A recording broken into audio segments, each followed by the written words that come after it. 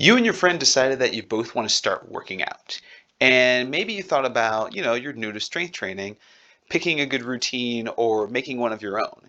So, how would you go about that process of figuring out like a good fitness routine? Like, there are all these different things on the internet, and they all seem to have a bunch of different things in common, but what's a good one and like what does a good program look like? So to get started, when you're new, you shouldn't be so worried about whether or not you're picking a good strength training routine. A saying that goes around is anything for a beginner that's in the ballpark is a home run. So you can pick exercises, you can pick, workout routines based on movement patterns, based on muscle groups that you want to target, or based on energy systems like, oh, I want to build my aerobic capacity. But as long as you're doing something and eating in a way that supports your current goals and values, making sure to respect that relationship between, exercise is a stress, dieting is a stress, your job is a stress, and like your work life home is a stress. All of those things, including like lifting, they are stressors on your body. If you're doing a good job of sleeping enough, eating in a way that supports your current goals and values, managing your stress levels like as possible, I understand you might not be able to access certain things, or you might feel like, I don't know if these things work for me. If it makes you feel good, like you might want to, say massage, like they can't necessarily get specific on mechanistically why different things like massage or infrared saunas or hot tubs, cold tubs work. But what they can say is like if it makes you feel better, you should probably do that. So understand like when you first get started, anything will help you. Eventually, like you will slow down. Like when you first get into the gym, you can do just about anything and get in better shape. But over time, like it's going to take a little more specific of an approach to get you better at like what it is that you're training for. So, understanding also like you should be flexible when you're stressed. There are times where maybe you're going to have to go to the gym a little less often because you've got work deadlines. I played football at the University of Missouri, and our injury rates actually went up around finals and midterms. So they were a little more flexible in our training programs. Like we went from working out maybe, 3 times per week to 2 times per week, and they were optional workouts that were a little lighter. So, how do you pick a good program? Like, first off, you need to understand that, like, so there are benefits of strength training, and there are all these foundational principles that kind of are underlying every program that you see out there. So the first is like the SAID principle that stands for specific adaptations to impose demands, or you get better at what you're training. Variation is a principle, like some of these words sound interesting. You got words like progressive overload, like what does that really mean? Progressive overload is basically the result of good training. Like if you do good training, you should be getting better at something. And progressive overload is like an egg and not necessarily the chicken. Variation is changing things to keep up with the rate of progress that you hopefully should be making, and that'll show up like in that progressive overload, like I kind of mentioned. Like I'll get into that in a minute. And individuality is basically just understanding that like everybody is going to respond differently to different things. You and your friend are going to both pick programs, and your friend might get better results or worse results than you do. It's not that you're doing anything wrong. It may just be that that program is slightly better suited to like what your friend needs than you do, or than what you need at this time. So like don't be discouraged if your friend puts 20 pounds on some of their lifts and you only put 10 pounds on your lifts. The goal is progress. If you're making progress, again in the ways that we're about to talk about, you're doing something right. So, what happens to your body when you start strength training? It depends on the nature of the program that you're following, but there are all sorts of great things that we've studied that kind of show up when you stay on a consistent strength training program. You probably already know about this. You're listening to a workshop on strength training, you're listening to a video on strength training. You know that strength training is good for bone density. It lowers your risk of injury. Like the greatest indicator of injury is like, have you had a previous one? But like, there's so many good things related to strength training. Like you could Google that. We don't need to go into that in detail. But they're not only physical, like we can measure all these physical differences. They're also mental and emotional and metaphysical. Like I have clients that love working out because they feel like it gives them the energy they need to do the things outside the studio. There are also people that like working out because it's a source of stress relief. Like they've got a lot going on outside the gym, and they know if they go to the gym, they'll feel better afterwards, so they should probably go do that. It doesn't have to be your gym, it could be your living room, it could be wherever. I want this to be like a source of strength for you. So, kind of like I mentioned, that long word, like the said principle, specific adaptations to imposed demands, it just means that like you wouldn't compare your mile time on grass to your mile time on concrete. It means like these things are different. Like you can't hold yourself to different expectations if like say, your schedule was really busy, so you could only work out twice per week.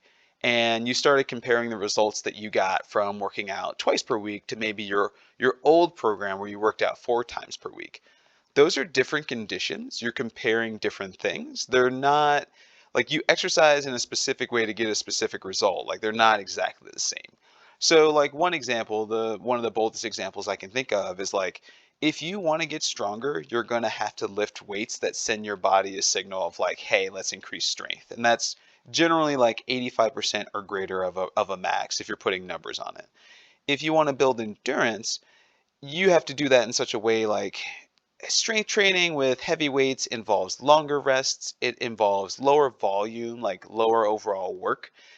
Strength training to build endurance involves usually relatively lighter weights because you have to have short rests, so you can't lift as much. Like your energy system isn't recovered enough for you to be able to do that. Your nervous system isn't recovered enough to do that. So you can train in a specific way to target, energy systems, muscles, or muscle like movement patterns, but you have to be specific about what it is you want to get out of your training. Like that's one of the big four like foundational Brian Mann has this great article, and it's called The Four Cornerstones of Sound Program Design. And one of them is specifically like, what is the goal of the program? I want to get better at this thing. The next thing is the principle of variation, and that is, you're changing things to keep up with the rate of progress that you're making, and you're also changing things because you have to or like you get bored. So, doing something repetitively over and over again, you might do that because you're trying to learn an exercise faster. Like if you can find a way, say you're trying to squat, if you can find a way to train and squat frequently, it's going to help you practice and become more comfortable and confident with that thing.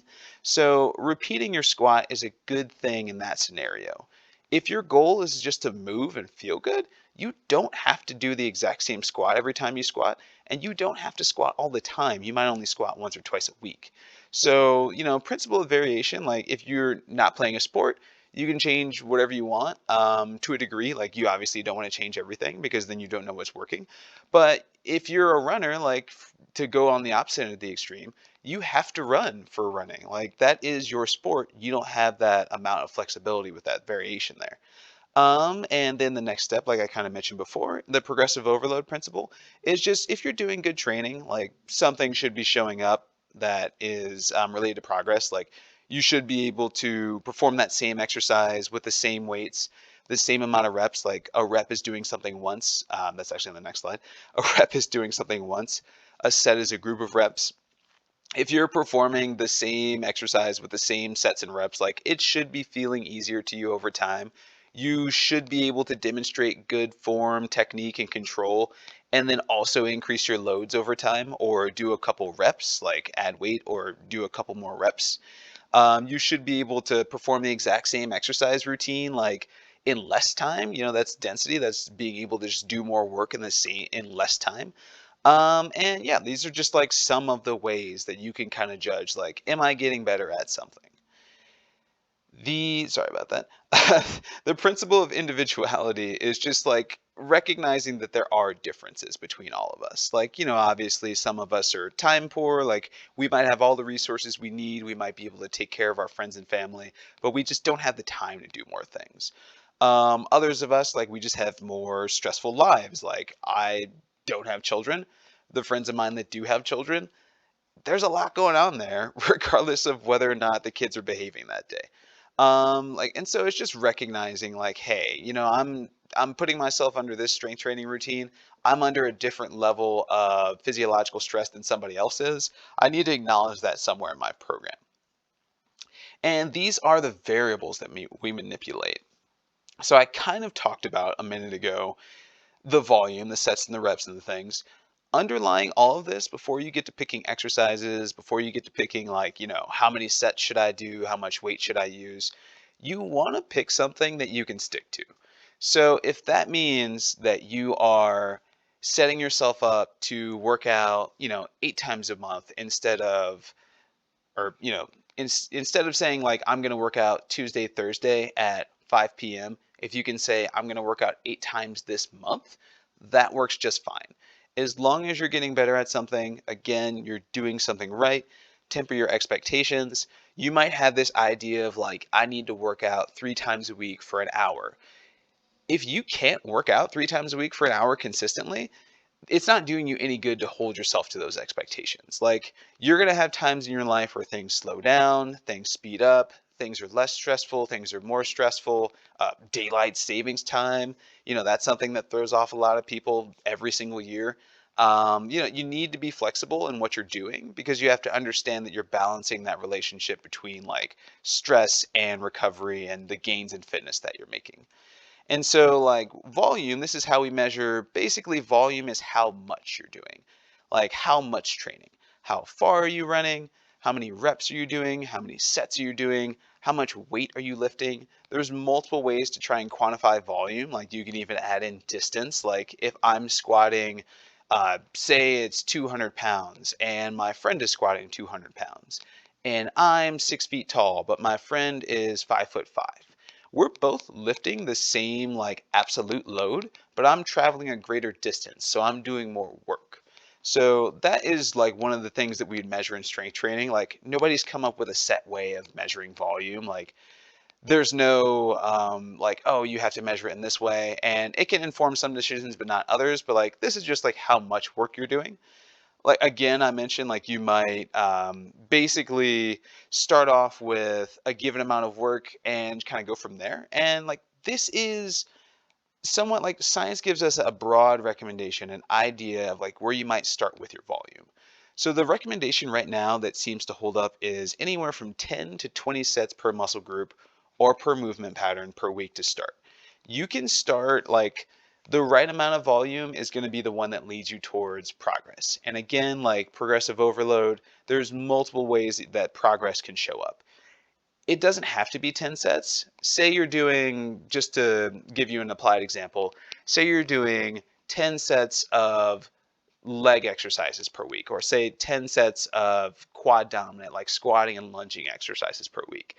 That might look like 4 sets of a squat on Monday, 3 sets of a lunge on Wednesday, and then 3 sets of a squat or a lunge on Friday. There's nothing that says that you might not make progress at 9 sets. It's all about how much work do you need to do to continue to make progress. I like to use this analogy when I talk about exercise volume, and I basically just talk about fiber. Not eating enough fiber, it's a range, like an upside down U, an inverted U. Not eating enough fiber is not going to get you the health benefits that you're looking for. It's not going to help you stay regular. You're not going to feel satiated. Within a range, like eating from, say, you're an average size man, you're eating from 30 to 50 grams of fiber per day. That's going to help you stay regular. That's going to help you move fluid. That's going to help you, well, I mean, like, yeah, your poops will be good. You'll feel satiated, and you won't feel like you're starving yourself, like if you're on a diet, or you'll basically not overeat because you feel like you're satisfied every time that you do eat. Too much fiber, you're not going to be able to pass your stool, or you're not going to be able to poop. You're going to feel stopped up. You might suddenly start, like, one of the principles in diet planning is like moderation, and it's also balance. If you have too much of one nutrient, it can offset other nutrients. So if you eat too much fiber, you might suddenly not eat enough of a certain nutrient or a different food that you need because you're just too full to do so. So like volume, exercise volume is in the same way. Like, you'd start off with, say 10 sets, or 10 to 12 or 13 sets if you're a beginner, and you can always ratchet up from there. Like, leave some room on the table for yourself to make an increase. And then also just keep in mind, when you are stressed again, like, you need to be flexible. Maybe for a time period, because muscle is easy to maintain, you might lower your volume just a little bit because you feel like you're getting too beat up from the training that you're doing. The next step is intensity. It's basically just how hard is it.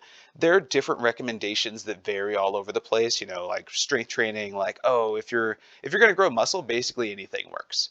But if you are going to grow muscle and do that with like really heavy weights, a lot of studies find that that's just really difficult to keep up with. Like if I'm trying to grow muscle with something that I can only lift for 1 to 5 reps, that's going to grind me down a lot faster than something that I can do for a manageable set of, say, 12 to 15. So you can use different repetition ranges and kind of start and adjust from there. Generally, a decent portion of your loads are going to be in the heavier side, like the 1 to 5 range, 1 to 6 range. And then if you're trying to grow muscle, you might stick more towards the 6 to 12 or an 8 to 20 range, as much as you want to do with that. And endurance is usually like it's taxing that energy system that uses shorter rests and like higher relative loads. And it's just like doing more work. One caveat: studying differences between like men and women. I can't remember the name. It might be Schwenke. Sorry if I'm butchering the author's name. Found that in for men and women, like there might be some differences, some meaningful differences in training with like relatively light loads. So if you're a woman trying to put on muscle, like obviously do some science, like test your assumptions. You might find that you're not necessarily getting the benefit that you're looking for by using really light loads. So you might have to go a little bit heavier to get the gains in muscle, or some people use the word tone, that you're looking for. And like this is just understanding like flexibility, that like you can plan all of your work, like you can plan all your volume in for a couple sessions, or you can spread that work out. So you're just managing that relationship between fitness and fatigue, like skip forward a step or two. You're spreading that workout over, say that's I'm picking 10 sets of the squat that I was talking about a minute ago.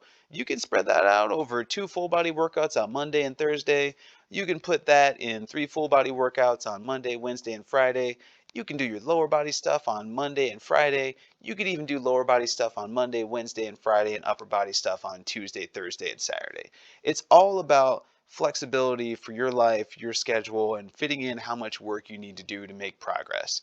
And every now and then, you're also going to have to, like, when you make a given amount of progress, you'll have to be a little more particular about how you manage that relationship between fitness and fatigue. So you might every 4 to 6 weeks, like if you're a beginner, drop a set off, reduce your weights by 10 to 15%. After a week, you should feel pretty good. You should feel ready to train hard again, and just continue like your progressions from there. I'll get into this on the next slide, but like when you're more of an intermediate, you might need to be a little more particular about that. So instead of just taking your deloads you might take deloads as you need them, or you could take them every 4 to 6 weeks and just plan them in. Like, I know I'm going to push myself for the next 4 to 6 weeks, and in that 4 to 6 week point, when I feel like I've reached a plateau, like I can't go up and wait the next week, that's when I'm going to take my deload. Or it might be time for you to reevaluate, like if you're doing too much volume, or if you're just more stressed, or you're not able to recover from the thing that you're doing. So progress looks a little different for everybody. I don't like to put, oh, you are a beginner when you do this many months of training, because everybody's different. Like somebody might start off on a routine and make progress month after month after month on a linear progression, which would be just going straight up from point A to point B. They're obviously not all like that. But say, for example, that's using 3 sets of 6, and you're doing a squat with 100, 105, and 110 pounds over the course of 3 weeks. What that might look like, that's a linear progression for a novice. That might look like just adding weight every week until you can't. For an intermediate, what that might look like is going from, instead of my example of like 3 sets of 6 with 100, 105, and 110 pounds, and then taking a deload and then continuing to increase, like say with 115, 120, and 130, or whatever that is. An intermediate might go from 100, 105, and 110 with 3 sets of 8, 7, and 6, take a deload, and then start back over slightly higher than before. So instead of starting with 105 pounds for 3 sets of 8, next time around after you take your deload, you should have made some gains in fitness. Maybe now you can start out with 110 pounds instead of 105, or maybe that's 115 pounds. For advanced people, it's harder to make progress. Obviously, things have just slowed down. Like you've gotten it might be that you're lifting significantly heavy loads, or it might be that you're not. Like some people are very consistent with their training and they get all they can out of it. Even it can be very lift specific. Like your overhead press might not be moving very fast, but you still might be adding weight to your squat every single week. basically at that point, you would look at what are my training maxes on average? Like how much can I lift for 1 rep, for 3 reps, for five, whatever you're testing, being very specific about it. You might go through a period of training for 1 to 3 months and then just see, like use some sort of pre-test and some sort of post-test that is specific to the type of training that you've been doing and just see like if that number or if that thing is improving. So if you were training with 10 rep loads, you would not turn around after 3 months and then test your 1 rep max. Like that is not specific to the type of training that you've been doing. You're not going to see if you're actually making progress in that way. But like when you get to that point when you're lifting loads that are requiring this level of specificity, you're not watching this PowerPoint, so I'm going to keep it moving. And yeah, so these are basically, this is the last part. Like this is getting into like selecting the exercises. Like once you've picked the four things that you're mainly dealing with here are like, what are the exercises that I'm doing? What's the goal of my training? Am I training in a way that supports that goal? Number two. Number three is like, what's the volume? Like, how much training am I doing? And then what's my intensity relationship with that? Like, how hard is that training? And then number four is your frequency. Like, how often are you training?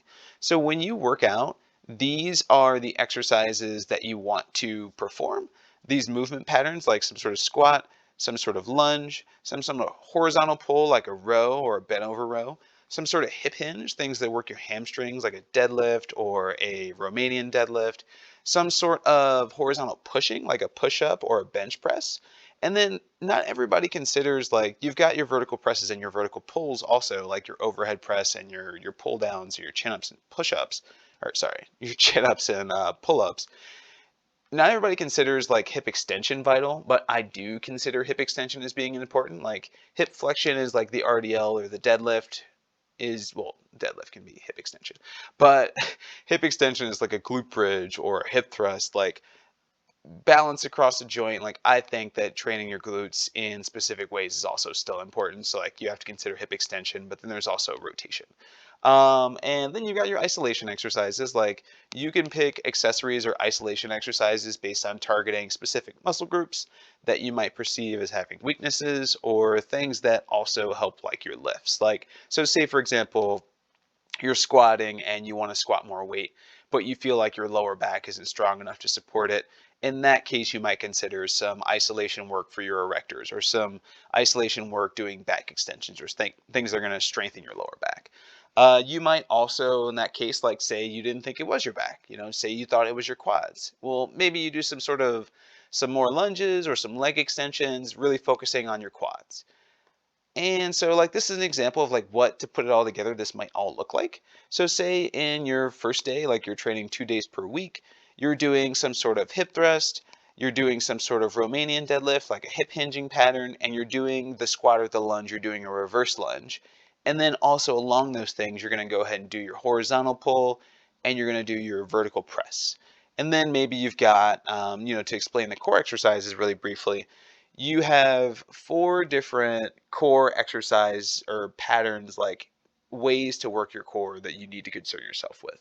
One is stuff that's primarily anteriorly. It is like doing a crunch or a sit-up and flexion, or resisting, like basically resisting extension, like doing a plank.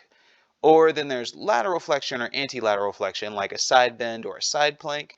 There is rotation, like you've got twists or like anti-rotation holds, like anti-rotation.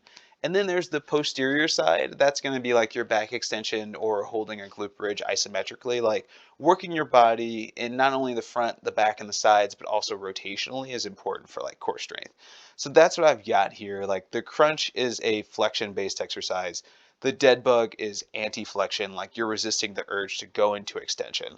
The side plank is an anti-lateral flexion exercise. The side bend is a flexion exercise. And then on the abductions, like you're working your glutes, you're doing some sort of posterior chain work, like your back, your glutes, your hamstrings, like your posterior work. That's a Romanian deadlift, that's a glute bridge. Those patterns are all covered.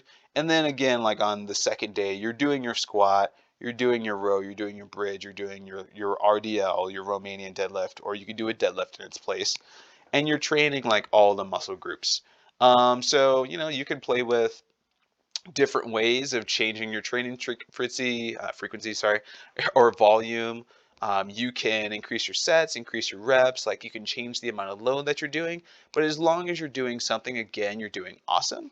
Hopefully, this has been informative for you. When you're going to pick a good program, start with something simple, start conservative. You don't have to like make all the gains in one day. If you start off too easy and you gradually increase your loads, at some point you will reach a point where it's difficult enough, or maybe it's too difficult, and then you have to start planning in those deloads. You have to start like just being a little more strategic about it. So I hope you found this video useful. Thanks for popping by.